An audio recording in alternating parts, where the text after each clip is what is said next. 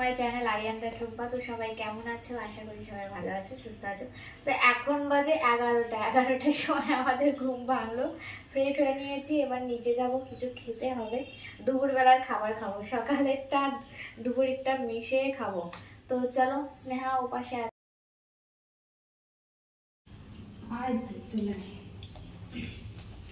ওই দেখ ওর স্নান টান হয়ে গেল। ঘুরতে যাচ্ছি বলে কিদার ঘুরতে যাচ্ছি।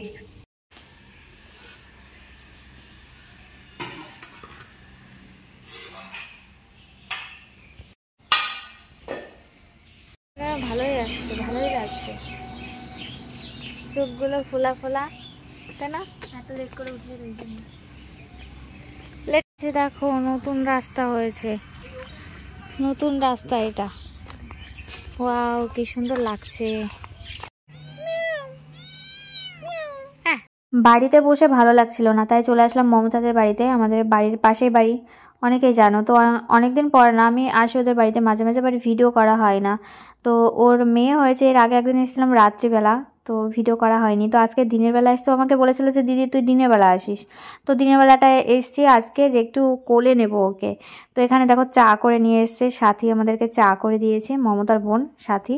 তারপর বাড়িতে এসে স্নান টান করে আমি একটু রেডি হয়েছি শর্ট ভিডিও শ্যুট করবো বলে। একটা ভিডিও নেই, বাট আজকে না আমার শ্যুট করার মন একদমই নেই। এখানে মা বাবা গেছিলো বগুলাতে মার্কেটে, তো সেখান থেকে কিছু খাবার নিয়ে এসছে।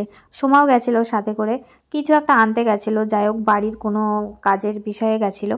তো মা বিরিয়ানি নিয়ে এসছে। স্নেহা বিরিয়ানিটা খুব ভালো খায়, বাট আমাদের এখানে না মার্কেটে খুব ভালো একটা বানায় না বিরিয়ানি, বগুলাতে খুব ভালো বানায়। তো তাই বগুলা গেছিলো, বগুলা থেকে নিয়ে এসছে।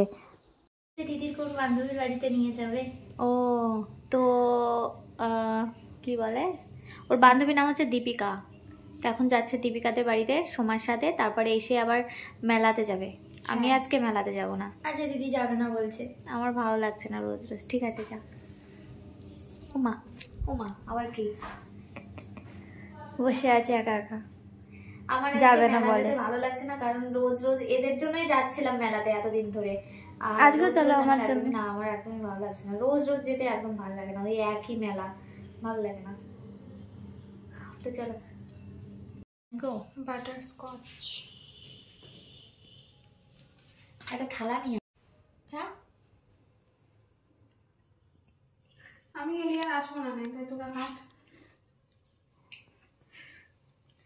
কি লাগানো রয়েছে ছুরি। আমার ইউটিউবের 500K কমপ্লিট হয়ে গেছে, সেটার জন্য একটা কেক নিয়ে এসে একটু পার্টি করছি আর কি। আজকের দিনটা যদি আরিয়ান থাকতো ভীষণ খুশি হতো, মানে আরিয়ান সব থেকে বেশি খুশি হতো। তো আরিয়ান মানে প্রত্যেকটা মানে 50K করেছিল, 100K করেছিল, 200Kও করেছিল হয়তো। তো আমিও সেভাবেই চেষ্টা করি, না পারলেও আমি চেষ্টা করি করার, কারণ ও চাইতো সবসময় যে প্রত্যেকটা সাবস্ক্রাইব কমপ্লিট হওয়ার পরেই, মানে 400, 500, 300 এগুলো কমপ্লিট হওয়ার পরে কেক কাটবে। বাট 400টায় আমি কেক কাটতে পারিনি, তখন আরিয়ান ছিল না, তোমরা অনেকেই জানো। তো ওই দেখো এরা মেলাতে যাওয়ার জন্য পুরো রেডি হয়ে গেছে। আর যখন শুনেছে আমি যাব না মেলাতে, তখন থেকে এদের প্ল্যান মানে শুরু হয়ে গেছে, এটা করবে ওটা করবে। বাট আমি তো করতে দিচ্ছি না।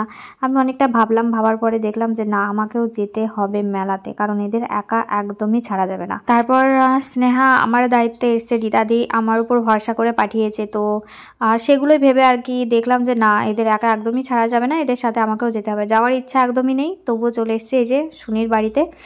আমি যে ড্রেসটা পরেছিলাম ওটা পরে চলে এসেছি। এখানে সবাই সেজেগুজে এসছে, আমাকে সুনির মা অবশ্য বলছে যে তুই এইভাবে এসছিস কেন। আর আমি এইভাবেই, ঠিক আছে, রোজ রোজ মেলা ভালো লাগে না। সত্যিই গাইজ আমার মেলা একদমই ভালো লাগছে না। একদিন দুদিন ঠিক আছে, বাট একভাবে 7 দিন একদমই ভালো লাগে না। তো যাই হোক এখন বেরোবে সবাই, আর আমার জন্য ওদের প্ল্যান তো পুরো ভেস্তে গেছে। ওরা আমার ওপর রেগে আছে, মনে হচ্ছে একা পেলে আমার গলা টিপে ধরবে। তো আমি আর শুনি একটু দাঁড়িয়ে নিলাম। তো চলো, আজকে আমাদের মাঠে আসবে চুমকি চৌধুরী। বাড়ি থেকে বেরানোর আগে সুমিকে কল করেছিলাম যে আজকে মেলাতে যাবে কিনা, কারণ সাথে একটা ছেলে মানুষ না থাকলে একদমই হয় না। আর আছে হচ্ছে আমাদের বাবলু, মানে সুমির হাজবেন্ড। তো যার জন্য আমি ফোন করেছিলাম। তো ওকে যখন ফোন করেছিলাম ও বলেছিল যে চিকেন আর রুটি করেছে। তো আমি বললাম যে ঠিক আছে আমি খাবো, আমার জন্য রেখে দিস। তো আমার জন্য রেখে দিয়েছিল, এসে খেয়েও নিয়েছি। খেয়ে দিয়ে এখন বেরোচ্ছি, রাত্রি 10টা বাজে। আর ওই যে বললাম মাঠে আসবে চুমকি চৌধুরী, তো চুমকি চৌধুরীকে সবাই দেখতে যাবে, যার জন্য এত মানে সাজগোজ আর এত তাড়াহুড়ো। আর আমাকে কেমন লাগছে তোমরা প্লিজ বললো। আর এই যে চুমকি চৌধুরী চলে এসছে, সবাই দেখে নাও। আমি তো একদম পেছনে ছিলাম, ভালো করে দেখতে পারি না। আর আমি অবশ্য দেখেছি টালিগঞ্জে যখন নমস্কার। তো চুমকি চৌধুরীকে দেখা হয়ে গেছে। এখন যাব অন্য একটা মাঠে, তারপর ওখান থেকে বাড়িতে চলে যাব, কারণ অনেকটা রাত্রি হয়ে গেছে, 11টা বাজতে যাচ্ছে। তো ওই যে চলেও এসেছি, আর তারপর বাড়িতে পৌঁছে গেছি। বাড়িতে পৌঁছে এখন ভিডিওটা আমি এন্ড করব এখানেই। তো আজকের ভিডিওটা কেমন লাগলো তোমরা প্লিজ কমেন্ট করে জানিও। ভালো লাগলে লাইক কমেন্ট শেয়ার করে দিও। নেক্সট ব্লগ নিয়ে আবার আসবো খুব তাড়াতাড়ি তোমাদের সাথে কথা বলতে। তো ততক্ষণে চলো, টাটা, গুড নাইট। আর আমি কিন্তু এখানে কথা বলতে পারছি না, আমার একটু সমস্যা হচ্ছে। আর বাইরে ভীষণ জোরে জোরে বক্স বাজছে।